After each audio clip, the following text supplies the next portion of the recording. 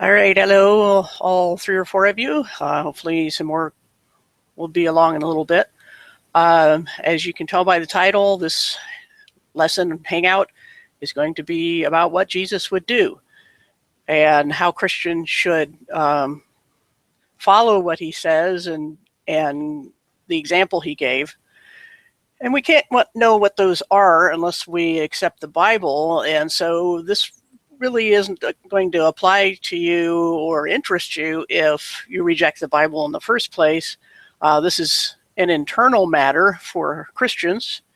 And so the reason I did this was because over the years I've seen a lot of instances where we Christians seem unsure of exactly where the boundaries lie in our interactions with the world. So what I'd like to do today is try to clarify that. At least, we all have nothing but our opinions.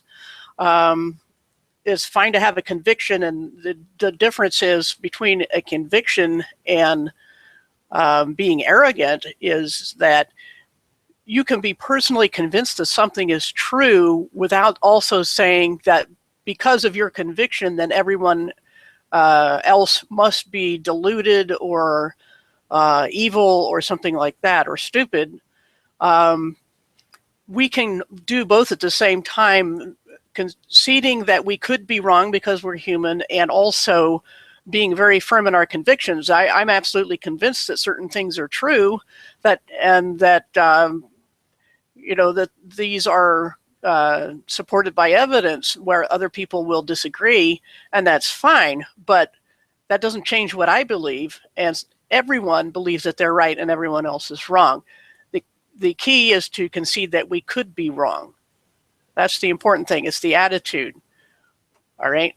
So what we're going to do here, and I'm going to start out by looking at the definition of what it means to be self-righteous. Okay. And you can see there that there's a simple definition and a more really not much longer definition. It simply means to be strong in the belief that your own actions, opinions, etc., are right and other people's are wrong. And this is true of everybody. Everybody has opinions, and this especially seems to do with morality. As the fuller definition, this is Merriam-Webster's, you can see, it says that we're being convinced of one's own righteousness, especially in contrast with the actions and beliefs of others. Narrow-mindedly moralistic. So there's an element of morality or ethics here, and everyone claims to have those. And when I say everyone, I'm talking about the vast majority of people. Certainly there are always exceptions to everything, and there are people who, for one reason or another, seem to have no sense of morality or ethics at all. So what I'm talking about when I say everyone or most people, I'm talking about the vast majority of people who have some sense of right and wrong. And that is a moral question. That is not simply a survival question. It is not an evolutionary question. It is a decision of rightness and wrongness, and not just what benefits and what doesn't benefit. So by this definition, even atheists can be self-righteous. And sorry about that. Can't always type and talk at the same time. And that, by the way, I'm not going to be able to keep a close eye on the chat. I'm sorry if I don't say hi to everyone, but I wanted to do that especially at the start. So I really appreciate everybody who shows up, and hope you can all, especially if you have a wrench or you think you should have one, try and let me know. I'll try to look at the chat every now and then. At any rate, everyone can be self-righteous. This is not a religious problem exclusively. It's a human problem. Anytime you think that you have the moral high ground or the ethical high ground, you are dealing with righteousness. And if you're self-righteous, it means literally that you are righteous in yourself. That is to say, that you are getting your sense of morality from yourself. Okay?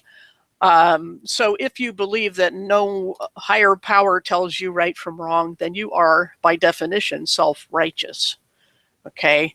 Now, in Christianity, supposedly we get these ideas from the Bible, because in spite of the fact that we all concede the vast majority of people have a sense of morality, that we don't know, of course, we don't need a book to tell us certain things, but this book will tell us more than just what seems self-evident, okay? So everyone who believes that they are righteous in themselves is self-righteous.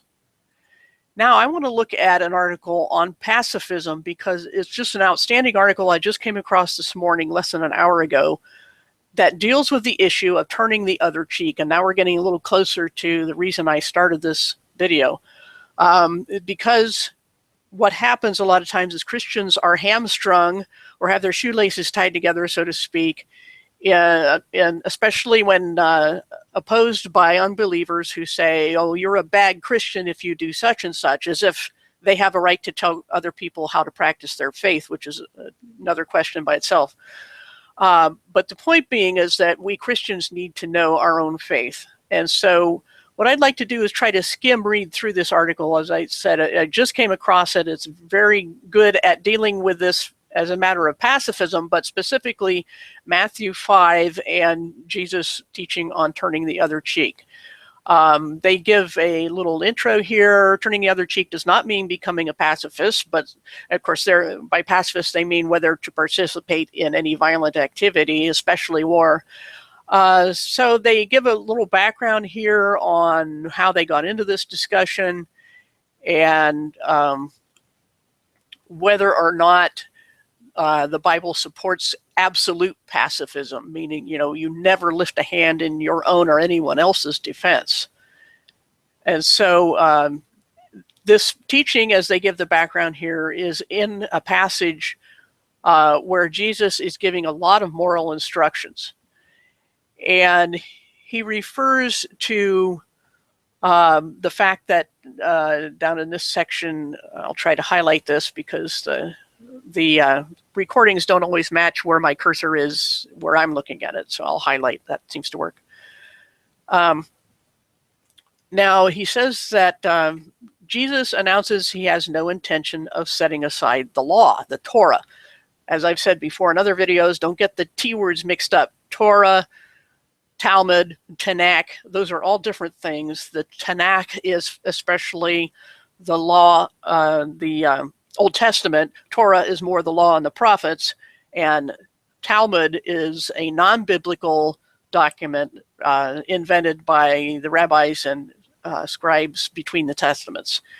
And so we're talking about the law, the Torah. So Jesus announced that he has no intention of setting it aside, but fulfilling it all, saying that no part will pass away until everything is accomplished. Well, what does that mean? Everything is accomplished, and that's a matter of debate too, and a topic I can't get into today. So at any rate, we have to remember that everything Jesus is saying is before the cross to the Jews, and that this is not necessarily directly at the church, but certainly the moral standards that he's raising are much higher than were just stipulated in the law. And when we talk about what would Jesus do, we have to talk about what he actually did and said. So there we are in the Gospels.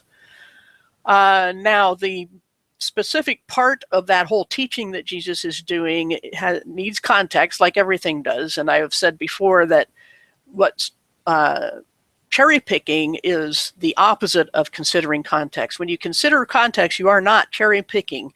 Cherry picking means you ignore the context and just pick out parts you like and jumble them all together. Whereas when you look at the context, you're trying to understand what was meant at the time it was said or written, and then only then can you apply it to other times or situations as you're able.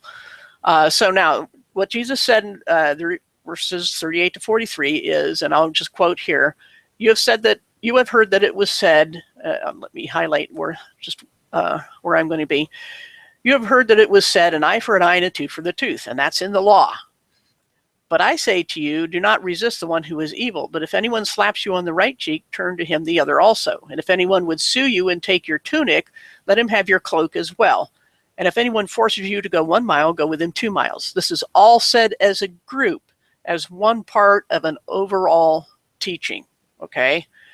As they go on to explain here, Jesus gives 3 examples, which, given the structure of the sentences here, are clearly meant to all express the same idea. But what is that idea? Is it an idea that can be extended to the question of whether or not war is ever justifiable? And this person says that he doesn't think there's anything here to suggest that. Now he's going to break it down a little farther. Eye for eye and tooth for tooth is a quotation of the Torah, and that is the law of Israel. It is a principle known as the lex talionis, or the law of the talon. In brief, it means that the level of compensation demanded for personal injury could be as significant as, but not more so than, the harm done. In other words, proportionate response. So throughout this article, they're going to use that term lex talionis to mean proportionate response. Okay? As he goes on to say, nobody could take 7-fold vengeance upon you for something you had done, since that would clearly be disproportionate. So while the law here guaranteed a person's right to be compensated, it also protected those from whom compensation was required. And then he goes on to explain that some think Jesus is rejecting this principle by saying, but I say to you. The context in which Jesus said this, however, makes this claim very difficult to sustain. And then he gives some examples of when Jesus said, but I say to you, without overturning what was said before, but rather strengthening it. A good example is, you have heard it said, you should love your neighbor and hate your enemy. But I say to you, love your enemies and pray for those who persecute you. Here Jesus takes a saying, one that certainly is not part of the Torah, and clearly rejects it by requiring the opposite. So here's an example of what you would normally expect when he says but. But he doesn't always do this. For example, in the same passage, Jesus is recorded as saying, you have heard that it was said, you shall not commit adultery. But I say to you that everyone who looks at a woman with lustful intent has already committed adultery with her in his heart. Here it is clear that Jesus is not rejecting the commandment from the Torah. Nobody imagines that Jesus thought that adultery was now acceptable. What he is doing is cautioning people not to think that simply following the commandment as written is enough to fulfill its moral purpose. In other words, the letter of the law as opposed to the spirit of the law, the purpose or intent. And he goes on to say, not only should people not commit adultery, but they should also cultivate attitudes that lead them away from committing adultery. So in other words, Jesus is saying, don't push the envelope, but instead, don't play with fire. Look at the steps that lead up to a sin and don't even take the first step. So when he says that, but I say to you, then you can't always assume that he's overturning what was before. Sometimes he does, sometimes he doesn't. And this is true of, he goes on to say, of Jesus' use of the lex talionis. That is, having a proportionate response. And then he's going to get into the question of retaliation. Okay, the point is, as he says here, is not that people should reject this law of proportionate response and that civil justice for wrongs done should abandon the principle of proportionality. The point is that strict adherence to this practice does not get to the heart attitude God wants, and people should be cautioned not to think otherwise. And then he gives a very good example. You might take a poor person to court because they crashed their car into your imported marble garden statue worth $10,000 and sue them for absolutely everything they have, all $50 of it. After all, you're entitled to be compensated for the amount of your loss, or as close as possible. And you're limiting your claim to the damage done, right? You're not taking any more than that. So you're not being unjust, right? In rebuking a person who actually did this, you would not be renouncing this principle. You would simply be recognizing that on its own, it doesn't tell you how to be a person of wise or just character, and you can follow the letter of the law while still ignoring its intent. And that's a very important point. It's important, he goes on to note, that this reference to the Torah sets the context for this cluster of sayings. And here again, cluster of sayings is context. A lot of people just skim the surface and pick out a line here or there, and too many Christians don't know what to respond with because they don't know the context, or they don't care, or they don't think it's important.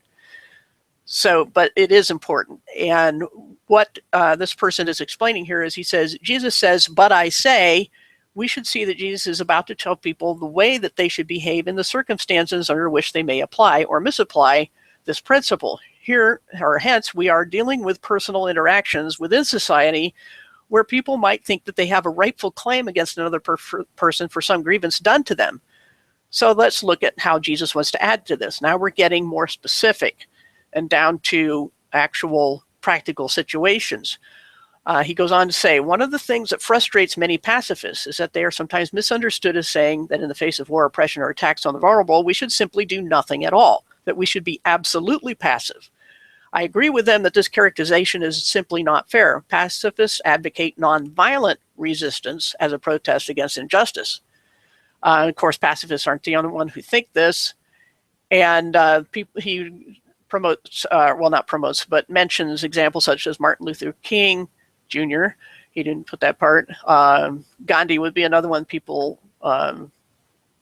put up as an example of passive resistance, but resistance nonetheless.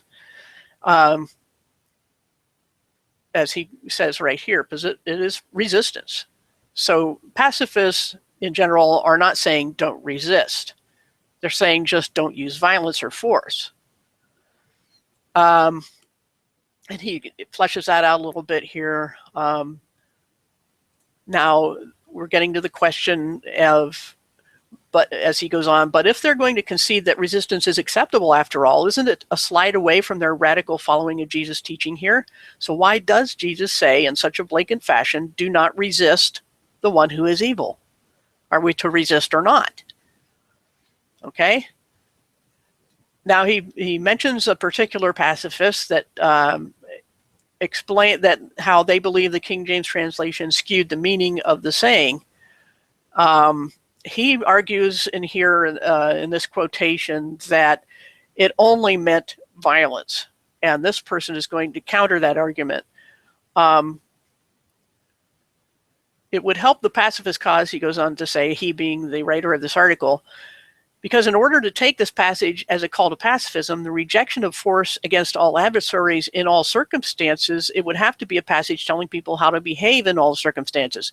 Clearly offering no resistance to evildoers in any circumstances, it is at odds with the pacifist principle of nonviolent resistance, because after all, that's resistance. So he tries to resolve, the pacifist he's quoting tries to resolve this tension by saying that Jesus wasn't speaking against resistance in general, but violence and force. However, this claim is not correct and is fairly easily falsified by the evidence. This Greek word, and it is, they give the English rendering here, is antistene, really does not mean to resist or stand against in the general sense. True, a violent confrontation would be an instance of such resistance, but the claim that this word specifies violence and is a technical term for warfare is not true, which is why the translators consistently do not translate it that way in Matthew 5. Here are some New Testament examples. This is, the Stephen they're talking about here was the first Christian martyr.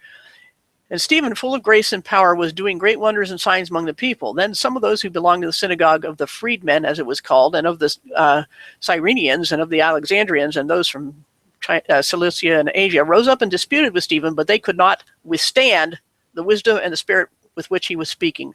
That same word is right there. The one that the other person was saying only means violence and force. But clearly that's nothing to do with this situation, and yet there's the word. They could not withstand. They could not resist. So here the word is translated, as the writer goes on, as withstand. In this context, this clearly means that the men who opposed Stephen were unable to verbally refute what Stephen was saying. This was not the bloody affair that Wink, the person he quoted earlier, claims is indicated by this word. Here's another example. When Barnabas and Saul was the name of Paul before he was well, it was his name before his conversion, but he was still called Saul for a little bit after that and then called Paul.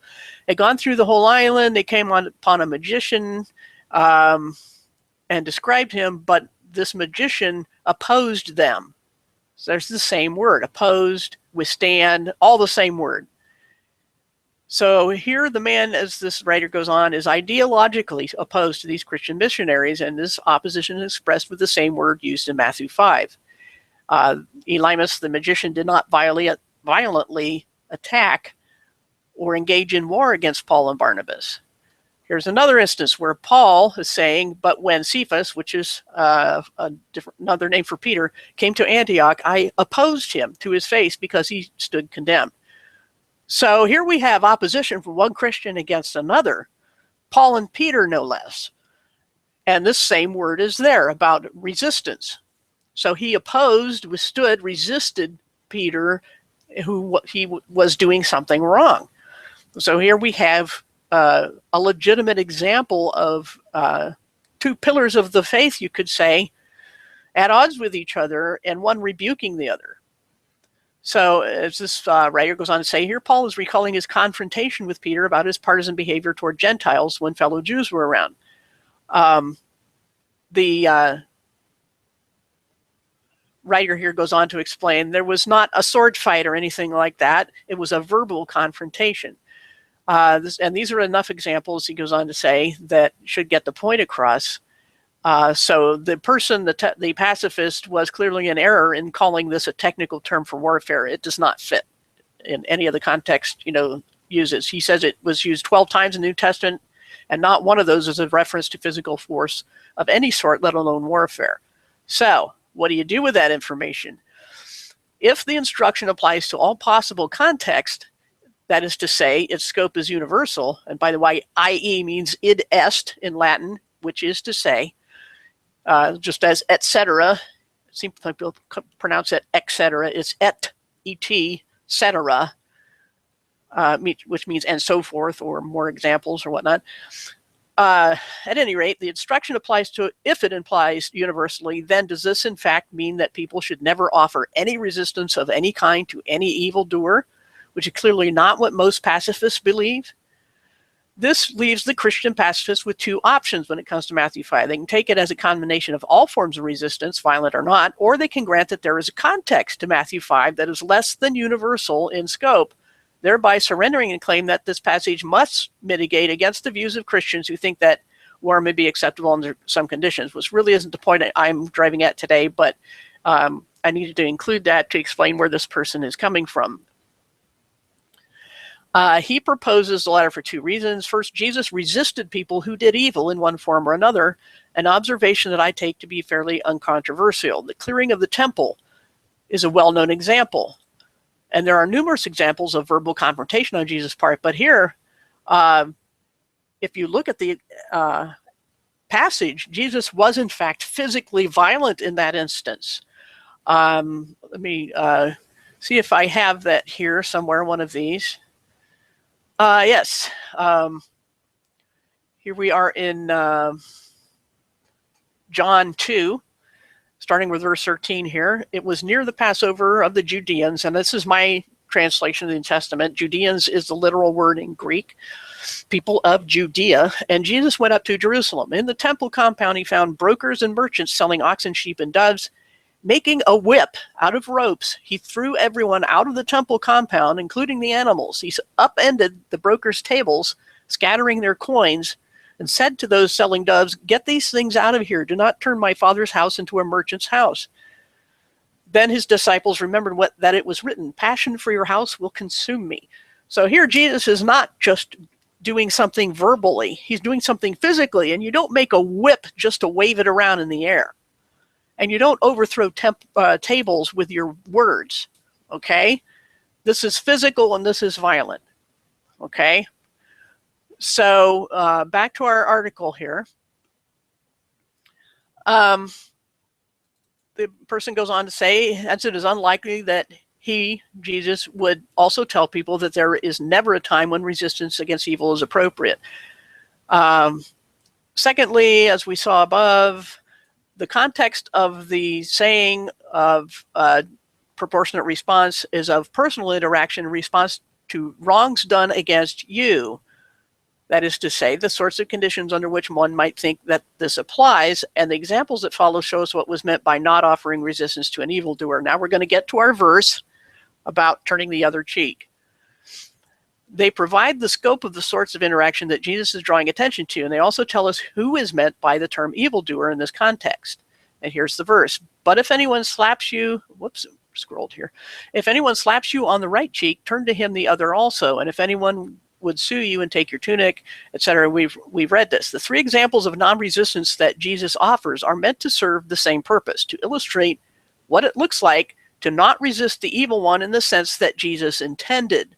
And this is lost on most people, especially unbelievers who don't care about the context and don't want any sort of nuance in the meanings. They want it black and white so they can burn a straw man, that is to say, to refute an argument that isn't made in the Bible. So now he starts with an explanation of what it meant to turn the other cheek in that culture in that time. The specific language, not of beating or injuring a person, but striking them on the cheek, is a reference to a demeaning gesture, not the kind of assault that could plausibly require forceful self-defense. In 1 Kings chapter 22, Old Testament, of course, the king of Israel gathered his false prophets before him to assure him of victory. One of those false prophets proclaimed that he would push the enemy back and destroy them. However, Micaiah,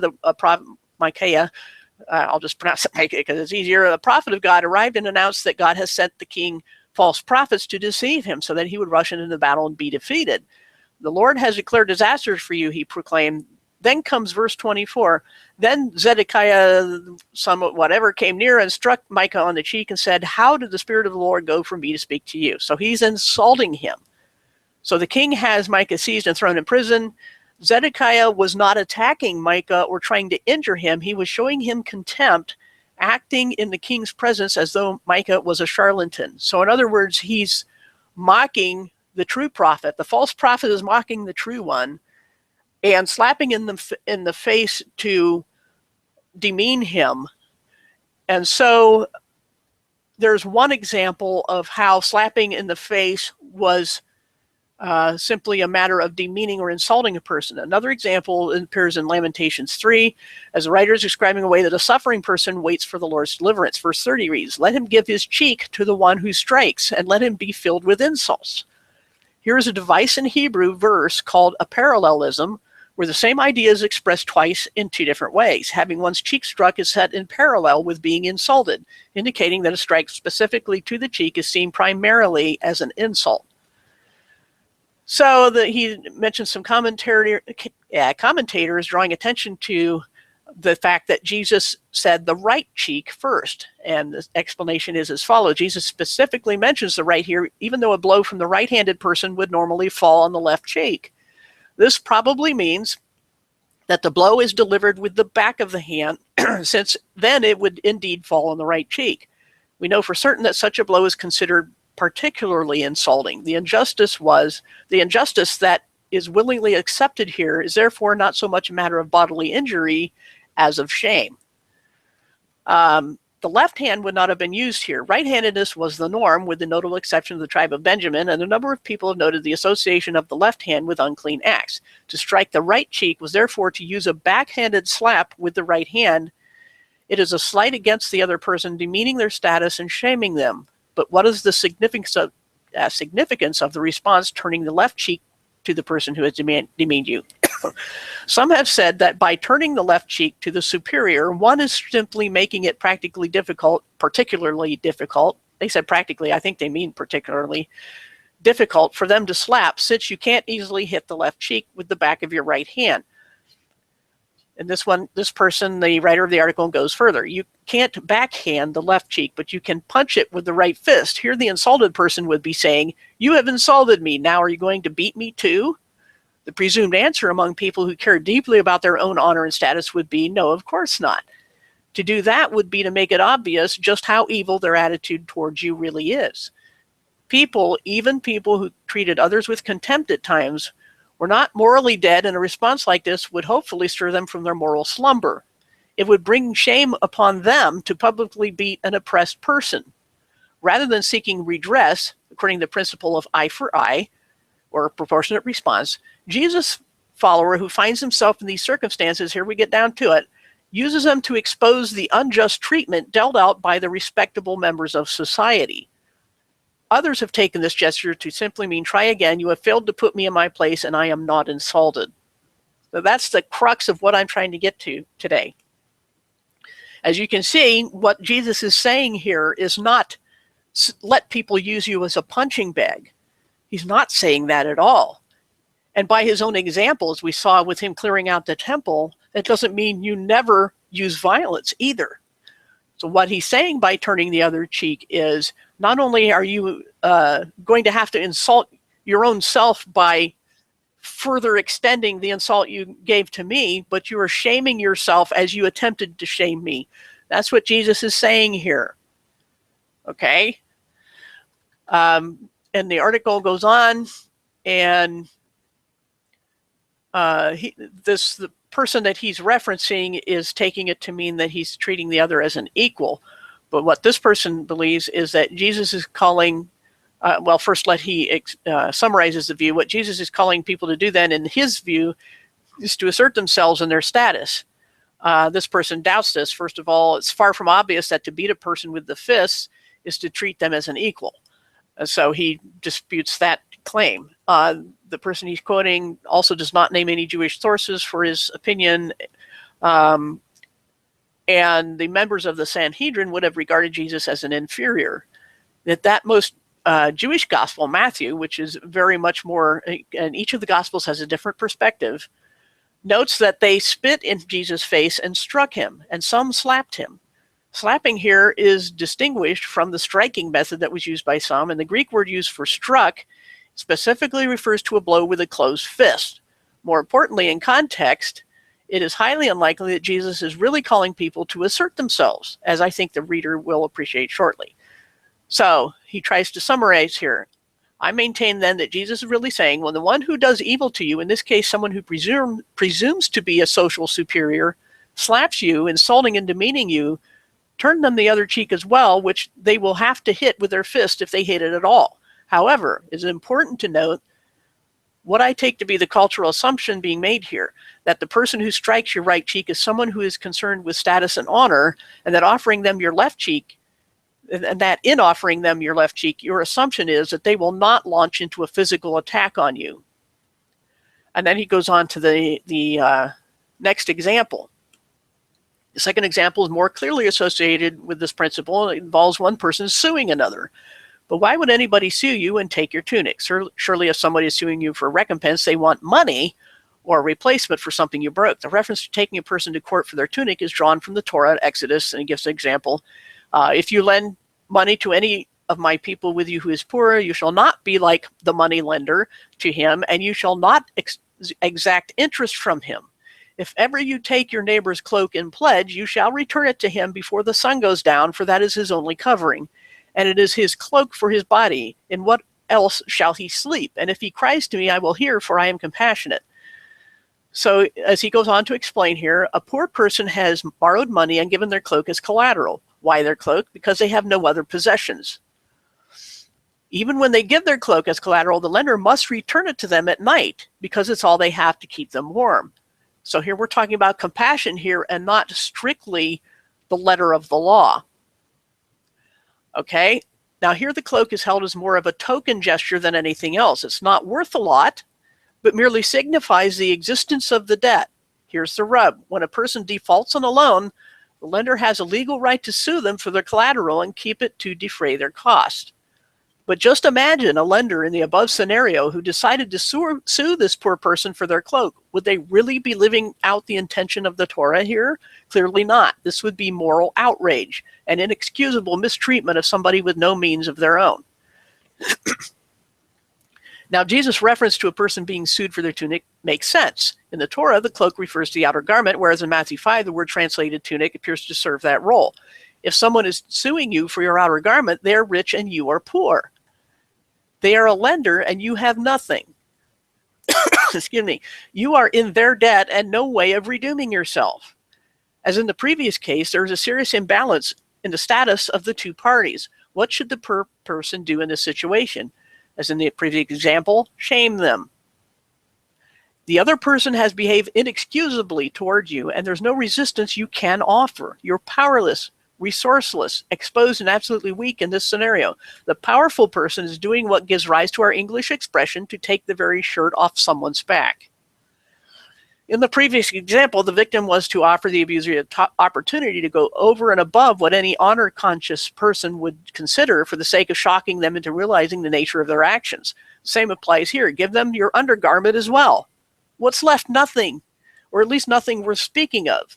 Public nakedness was equated with shame in the culture in which Jesus was speaking.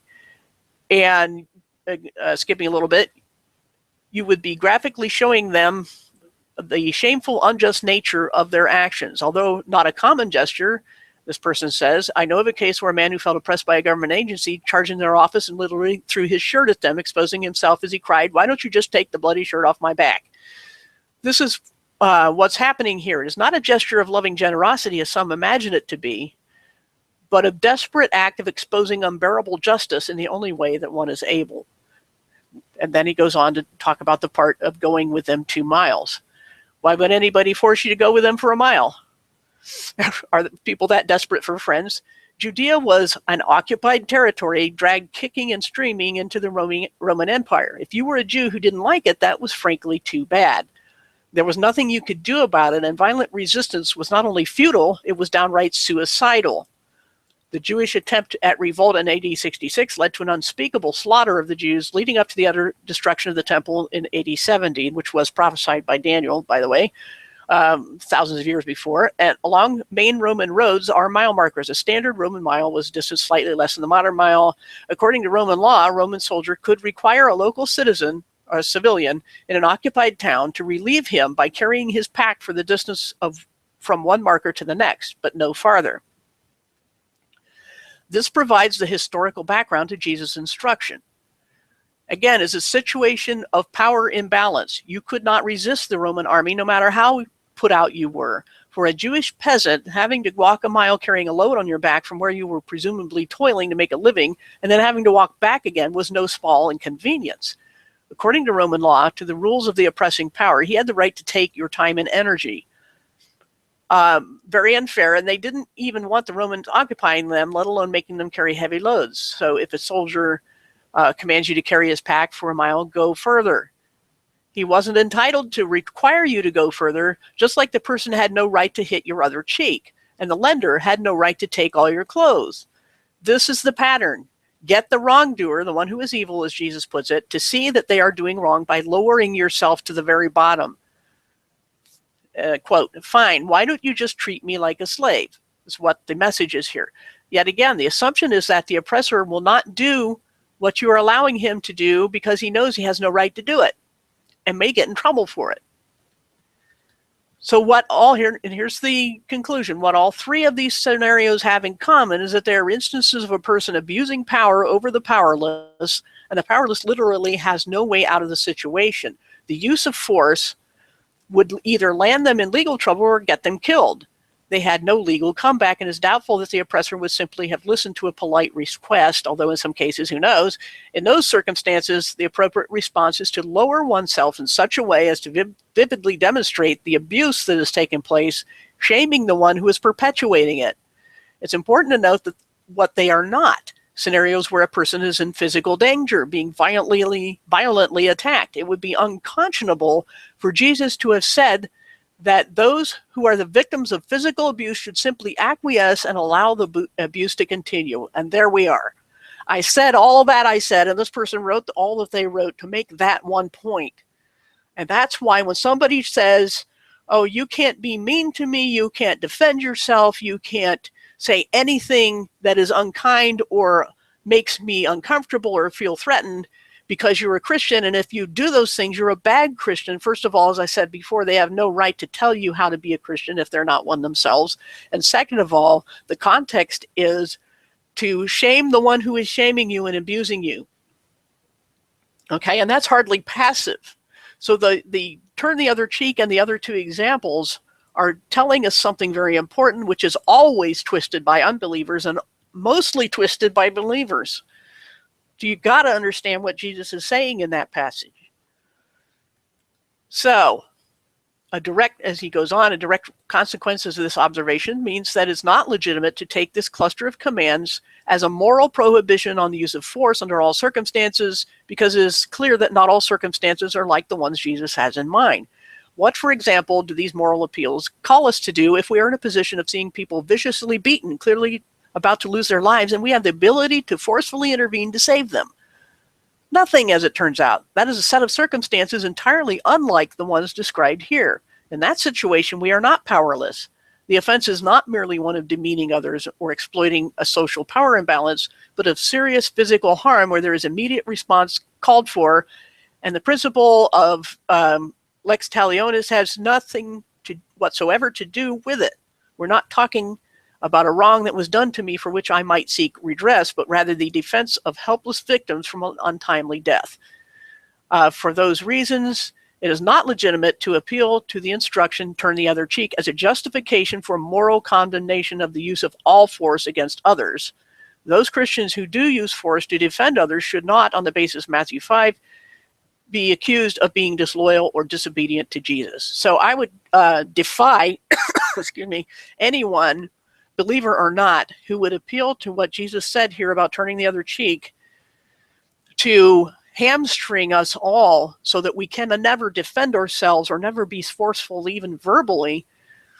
I defy them to defend that position after understanding the context and the intent here of what Jesus is saying.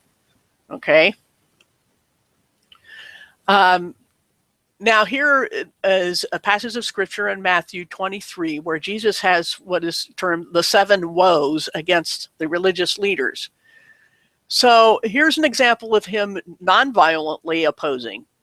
Okay? And this is not light reading. Woe to you, scripture scholar, which is typically translated scribes and along with Pharisees. Scribes is a person who was a scripture scholar, a writer of and scholar of the Word of God. Woe to you, you pedants. A pedant is not a common English word, but it fits so well here. It means someone who is, let's see, I thought I had the definition up, but I don't think I do. Sorry. Someone who is very nitpicky and meticulous to the point of absurdity. That's why Jesus said at one time, you know, you Pharisees are such hypocrites, as he says in one of these woes, down here in verse 23, you are careful to tithe your little herbs, mint, dill, and cumin, yet you abandon the weightier matters of the law, discernment, compassion, and faith. You must do both. Blind guides, you strain out a gnat but swallow a camel. Jesus is calling them names. He's condemning them. He's insulting them. And he uses expressions that are hardly trying to win them over and be friends with them. He says, you strain out a gnat but swallow a camel. And he's saying, you know, here you are being so careful to tithe on every penny you make, but you completely miss the point of tithing, which was, if you look at it in the Old Testament, was not to give to God. God needed nothing. It was to help the poor and to give to those who had nothing, to help support travelers, foreigners, and the priest class who had no land of their own and nothing to farm and no way to support themselves. That's what tithing was for. It was almost never money. It was food, clothing, things that people needed to survive, not just simply giving, you know, skimming off your income. It was increase that you tithed on, that is to say profit, which is not what a salary is. Salary is not profit, it's just compensation. And if you get a raise, it's still just compensation, it's not profit. Profit means you had 10 cows and now you've got 25 and you give 10% of the extra, okay? And in one case in Deuteronomy, which I should have looked up but forgot to, it says that in one festival, the people were to get their food and drinks, even strong drinks, and have a party in front of God, and they were using their tithe for their own enjoyment. So if you get, you know, preachers talking about, you know, giving God 10% of your gross pay, they don't know what they're talking about. Run away from them. At any rate, the point here is that Jesus is calling these people names. In one case, he says in the first one here, he says, you go over land and sea to win a convert, but when you succeed, you turn that person into twice as much a citizen of Gehenna as you are. That's pretty nasty. Jesus is saying this. So either you have to say that Jesus is contradicting himself in that passage in Matthew 5 about turning the other cheek, or you have misunderstood turning the other cheek, as I, in that, especially that excellent article, tried to explain. So here he's just handing it to the Pharisees, who were hypocrites and nitpickers and had no compassion. Okay? He calls them blind guides. He explains here, you can read this for yourself, about the tithing. He says, you clean the outside of the cup and plate, but inside you're saturated with robbery and lack of self-control. You are like decorated graves that look beautiful on the outside, but on the inside is filled with the bones of the dead and everything unclean. In the same way, you appear to people as righteous, but on the inside you are saturated with pedantry and lawlessness. He's really tearing them apart. And then he really gets to it here. He says, I'm sending you prophets and wise people and scripture scholars, but you will kill and crucify some of them, and you will flog others in your synagogues and chase them from city to city. For this reason, the blood of all the righteous will be on your hands, from righteous Abel to Zechariah. In other words, A to Z. I can assure you that all these things will come upon this generation. And then here's his compassion. Even after berating them, there's room for both here. Jerusalem, Jerusalem, you who kill the prophets and stone those sent to you. How many times have I wanted to gather your children as a hen gathers her chicks under her wings, but you wouldn't have it? Now look, your temple is abandoned and deserted, for I tell you that you will never see me again until you say, blessed is the one who comes in the name of the Master. So he is grieved. Okay, so his berating of the Pharisees doesn't mean he hates them. He is grieved and frustrated, but at the same time, in spite of that, he has every right to expose their hypocrisy and their lack of compassion. And that's what we as Christians have as our example. If we're going to follow Jesus, let's follow him, but let's, not be stupid. I mean, he had to rebuke his own disciples many times, even those who knew him personally and hung around with him for 3 years, or at most, I think it's probably closer to 2, but they were with him day and night for a long time, and they still didn't get it most of the time. If you read through the Gospels, you'll see him time after time going, don't you get it? This is not what I'm talking about. This is what I'm talking about. And you have to read it and spend some time in it to understand those situations. Now, let's see, we've already gone through him throwing people out of the temple. This is the letter of James, who was a half-brother of Jesus and wrote probably one of the earliest letters kept in the New Testament. So this is a very simple, non-theological and practical letter. And he says, let's see, I think I lost the verse I was looking for here. Sorry about that. I thought I had it queued up, but I seem to have missed it here. Oh, there we are. Verse 4. Chapter 4, verse 4. Don't you realize that to be friends with the world is to be enemies of God? Whoever wants to be a friend of the world is considered an enemy of God. Okay? So think twice about how far you will go to make a friend of an unbeliever. Yes, we should do that. I do that. All of us should do that.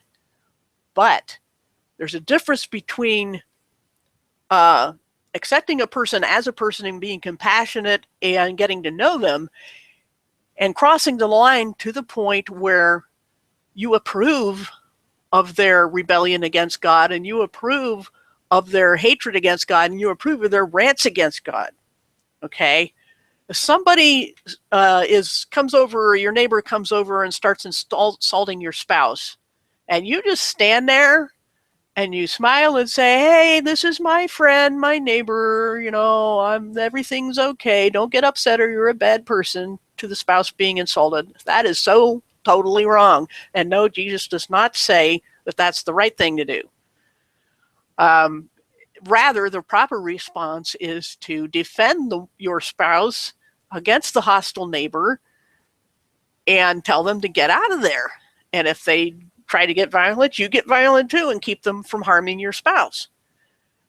And if we would do that for a spouse, for a fellow human, why wouldn't we do that for God? If someone's insulting God's honor, and this isn't even about our own honor. See, Jesus was talking earlier in Matthew 5 about our own honor, okay, and not being stupid and causing more trouble than it's worth by being a hothead. But when somebody insults God and somebody rails against God and hates him, and you want to make this person your friend, you have crossed the line into treason. You have thrown love for God under the bus in favor of love for this lost person because you're so afraid that you might lose them. Okay? And so you're exemplifying the phrase, two wrongs don't make a right. Okay? This is, I just want to go through my tabs here and make sure I don't miss anything. Going back to the first martyr, Stephen, for a second here. This Stephen, who was martyred, let's look at that. He says, he confronts them at the end. He gave a long monologue about Jewish history. And then he says to the Sanhedrin, the governing body, the authority, you stiff-necked heathen, you continually oppose the Holy Spirit just like your ancestors. Name a prophet they didn't persecute. They even killed those who predicted the arrival of the Just One, whom you have now betrayed and murdered. That's Jesus he's referring to. You who received the law mandated by messengers, which is the accurate Greek meaning of the Greek word for angels, but failed to protect. And upon hearing this, they were furious and ground their teeth at him. But filled with faith in the Holy Spirit, he looked intently into heaven and saw the majesty of God. With Jesus standing at God's right, he exclaimed, look, I see the heavens open and the human being, which is usually translated the Son of Man, standing at God's right. They rushed at him at once, threw him outside, and pelted him with rocks to kill him. The point I want to make here is that what Stephen did was to get in their face and confront them. His own people, his own rulers. And this isn't even the Romans here. This is his Jewish ruling body. And he called them stiff-necked heathen. He insulted them by saying that they and their ancestors were opposing God. And this brought out extreme rage in them to the point where they killed him. Now, most Christians today, well, maybe most, I don't know, but what I see happening too often is that if one Christian is standing up to an unbeliever, another Christian will come along and say, no, no, no, you can't do that because, look, you'll make them angry. But here's the first Christian martyr doing the same thing, and he is held up in the most lofty terms, even in the Bible, of someone who did the right thing. Earlier, this same Stephen was seen arguing vigorously in public debate with the Jews. Okay, even though he was a Jew himself, that's just, the way the Bible uses the term, a lot of times it means those opposed to the Messiah and his followers. And so vigorous debate in public. This is what this Stephen was doing. And nobody faults him for it. All right? It wasn't a fist fight. It was a verbal debate and a very intense one, vigorous debate. Okay, and now this guy, because of this, is arrested and stood before the governing body, and he gets in their face. And it makes them angry. He isn't trying to present the gospel to them. He is in a way, but he's presented in a very adversarial manner, and nobody faults him for this, ever.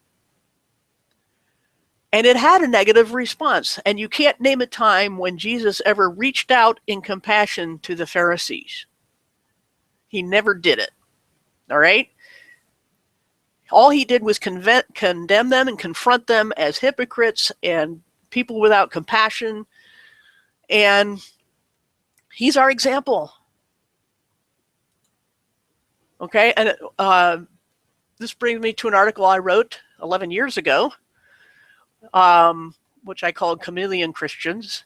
And I start out quoting A.W. Tozer. I don't agree with Tozer about everything. He's passed on, I think, in 63. But he said this, then it's a slightly different topic, but it makes a point I want to make here. Many tender-minded Christians fear to sin against love, by daring to inquire into anything that comes wearing the cloak of Christianity and breathing the name of Jesus. They dare not examine the credentials of the latest prophet to hit their town, lest they be guilty of rejecting something which may be of God. They timidly remember how the Pharisees refused to accept Christ when he came, and they do not want to be caught in the same snare, so they either reserve judgment or shut their eyes and accept everything without question. This is supposed to indicate a high degree of spirituality, but in sober fact, it indicates no such thing. It may indeed be evidence of the absence of the Holy Spirit. Gullibility is not synonymous with spirituality. Faith is not a mental habit, leading its possessor to open his mouth and swallow everything that has about it the color of the supernatural. Faith keeps its heart open to whatever is of God and rejects everything that is not of God, however wonderful it may be. Try the spirits, it should be in quotes there, is a command of the Holy Spirit to the church. Try meaning test. We may sin as certainly by approving the spurious or false as by rejecting the genuine. And the current habit of refusing to take sides is not the way to avoid the question. To appraise things with a heart of love and then to act on the results is an obligation resting upon every Christian in the world, and the more as we see the day approaching. So what he's saying here, what Tozer is saying, excuse me, is that Christians have gotten into a bad habit of thinking that love means failing to discern and failing to confront error. And that's not true at all. But as I've been arguing also to this point, love does also not mean never defending yourself and never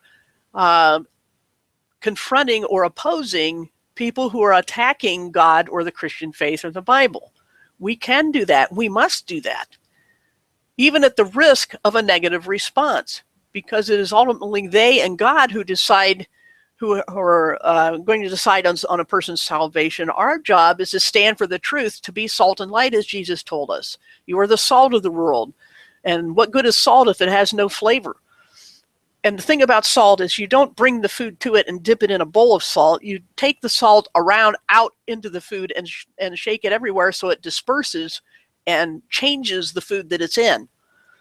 In the same way, Christians are supposed to, or followers of Jesus, are supposed to scatter out into the world and change it by our presence. And you can't do that if you're such a chameleon that you adapt to your surroundings and to the prevailing popular ideas of what is proper Christian behavior, so to the point where they don't even know you're a Christian, or it doesn't matter. It should matter. And the same with being light. You're not supposed to hide your light. And well, the purpose of light is to expose the darkness. Okay, and you can't do that if you refuse to take a stand. Timidity means fearing the people more than God, and that's the exact opposite of what the disciples said in Acts 4:19 when they were confronted also by the Sanhedrin. They spoke boldly and paid with their lives, and they did get negative responses, as we saw with the first martyr Stephen. We refuse to confront error in doctrine, preferring instead to make the lost comfortable in our presence, hoping that the gospel will spread simply by our making friends of the wolves at the door. But that's not what we see in the scriptures. And here I have just and there's a link in the description here of some audio lessons that I've done, and one is called When Love Becomes Treason. Okay, as I mentioned before, there's a point where loving your enemies is hating God. And you have to make a line somewhere. You have to be salt and light, and you're supposed to be influencing the culture, not by refusing to take a stand so that you never get a negative response, because sometimes that negative response is what ultimately leads them to God. Not make sure, though, that it's not a negative response that you deserve because you've done something wrong, okay? Dangling sinners over the fires of hell is not how you convince someone to be in a relationship. You can't use guilt or fear or intimidation to get people to want to reconcile with God. On the other hand, if telling the gospel and saying that evil is evil has a bad response in people, that's not your problem. Their response is their problem. Your job as a Christian is to be salt and light and to stand for what's right and to stand up for the honor of God. Jesus said in another passage, whoever is ashamed of me, I will be ashamed of them at the judgment. So what does it mean to be ashamed of Jesus? It means that you don't follow him and you don't stand up when somebody insults him. As per his example back there in Matthew 5 that we spent so long on already, that was about someone insulting you personally and merely insulting you, okay? But when somebody is insulting God, look at how Jesus responded to the Pharisees. They were insulting other people and God. He was not nice to them. Neither was John the Baptist before him. People came to him to be baptized, and he says, "What are you doing here, you serpents? You haven't repented." And he sent them away. So if you're going to quote the Bible, quote all of it, not just the parts you like. Too many people think that the parts of the Bible they don't like are the parts that are not legitimate and shouldn't be there. Well, that's just circular reasoning. That's not an objective way of determining which parts of the Bible are true. What that means instead is that you're inventing Jesus and making God in your own image instead of the other way around. So know the context, know the Bible better than unbelievers do. And if they try to pull some of these things on you, you've got to know what the answer is. And because so many of us don't do this, that's why the idea persists that we have to be doormats or punching bags. And as I mentioned about dangling sinners over the fires of hell, that's the other extreme. We're not supposed to be battering rams, and we're not supposed to sell fire insurance. There's a balance point between those two extremes, and we have to recognize that those are extremes and not what Jesus was teaching at all.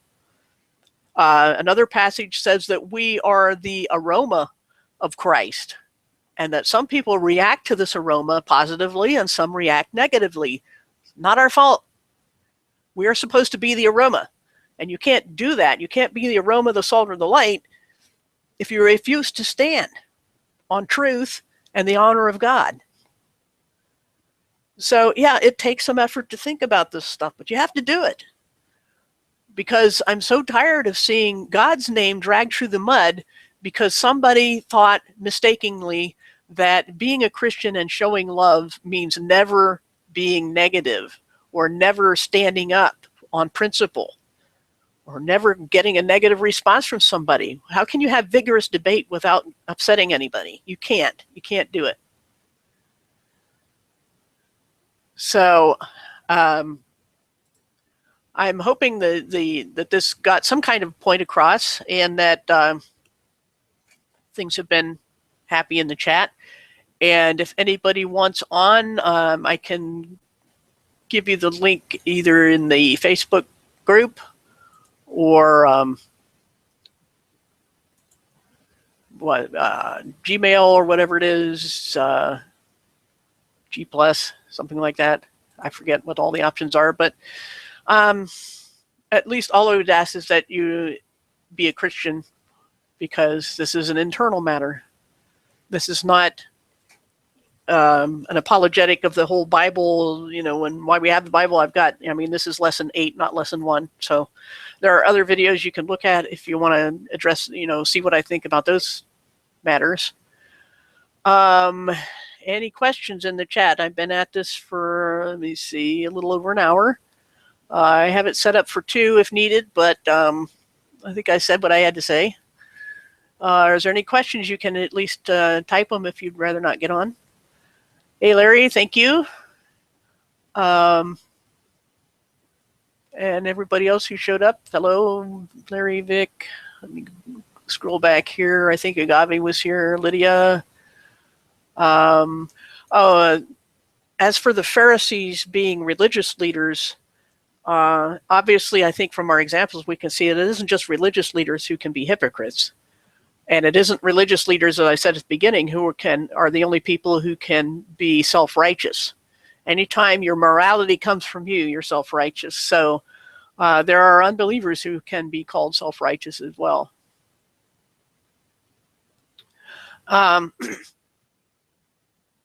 comparing Pharisees to pastors, that's a whole different topic. I have a whole book on hierarchy in Christianity.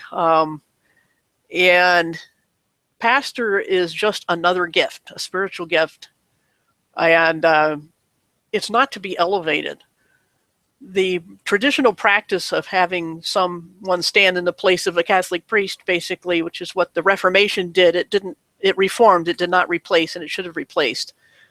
Jesus said that where 2 or 3 gathered, there he is, and that he told a Samaritan woman of all people the very blueprint of what the church would be like when he said, the time has come when people will not go here or there to worship God, but will worship him in spirit and truth.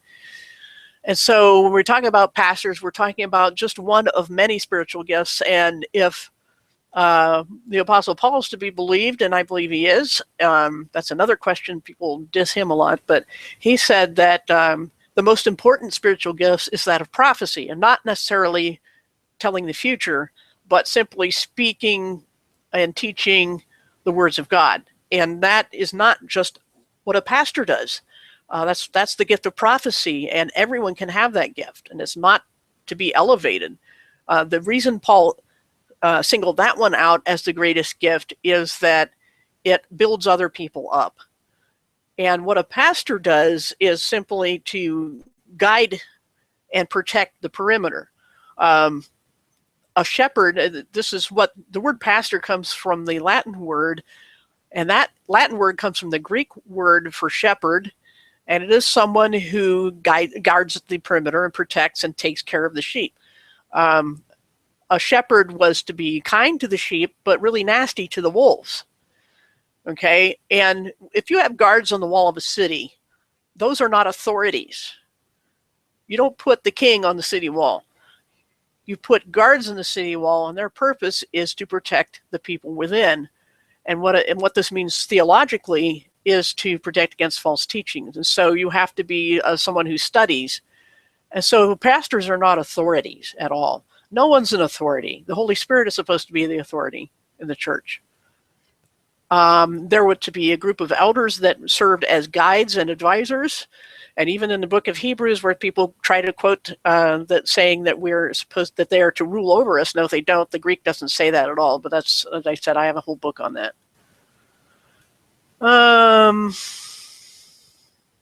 Okay, what do we got going on here? Anything else? Any questions? I'm trying to look through here. Yes, the Talmud is satanic. Oh, hello, Ace. I didn't see you there. Sorry. Let's just try to be civil here. Larry wants to do a hangout. That's fine with me. Hey, Wade. Let's see, who else we got here? I think I've got everybody. Agave. Let's see, I think I saw something about tithing. Yes, they have abused, the churches have abused, absolutely abused tithing. Apparently they've never read, and the only time you ever hear a sermon about tithing, they never quote the New Testament because they can't. It's not there. It's not for the church. It was for the people of Israel for a specific purpose. And what churches do is they quote Malachi, the last book in the Old Testament, and talk about robbing God. Well, God is saying the people who are robbing him are the priests, not the common people. It was the priest. If you read Malachi, it's an absolute dressing down and disembowelment of the religious leaders. It's not the common people. So if Malachi wants to be, if people want to apply Malachi today, they should apply it to the pastors who are preaching tithing. Larry asked about synagogues. You have to remember that the New Testament, the Gospels, were before there was such a thing as a church. Jesus came to the lost sheep of Israel, he said himself. He was coming to fulfill all the prophecies, and he fulfilled them all to the point where it said back in Daniel that the Messiah would be cut off before the prophecies were all completed. So the fact is that, yes, there's a lot about Jews and synagogues and things in there. Of course there is. It was before Jesus went to the cross. The Gospels are almost all about before he went to the cross and then describing what happened when he went, and then a little bit about the resurrection. The book of Acts is more about what happened afterwards. And of course, there's the letters between, after the book of Acts, we have the letters of the apostles, the teachings of the apostles. And then, of course, at the end, we have the book of Revelation. Jude mentions Enoch. I think Peter mentions Enoch as well. Peter also mentions about the earth being made of water, and that people toward the end of time would say, oh, where's this coming? He promised. Everything's gone on as it always has. So all sorts of good things in there. But it shouldn't be any surprise that the word synagogues and Jews are mentioned in the Bible. I don't understand that, even in the New Testament. Oh, Gavi, how did I call you stupid? You're being silly. Let's see, what did I miss while I was looking back in the chat? Cookies. Yes, we all like cookies. I am getting hungry. I haven't had lunch. Yes, the Bible does get twisted. It sure does. Seeing as how we have only 8 people left, and I don't see any new questions, if there is no objections, I'm going to stop the broadcast. Going once, going twice. I think everybody wants to do a separate hangout, a more free-for-all hangout. Okay. All right. I think that's what I hear you saying there, Larry. Larry's probably going to fire one up, and then everybody doesn't have to be so nice because, teacher won't be in charge then. So, all right. I'll see you all later, and hope this does some good. And to you, this, as I said, was directed at Christians mostly, and we all have a job to do. We need to get busy doing it. So thanks for everyone for coming. Thanks, Larry, Vic, everybody else. And I will shut this down.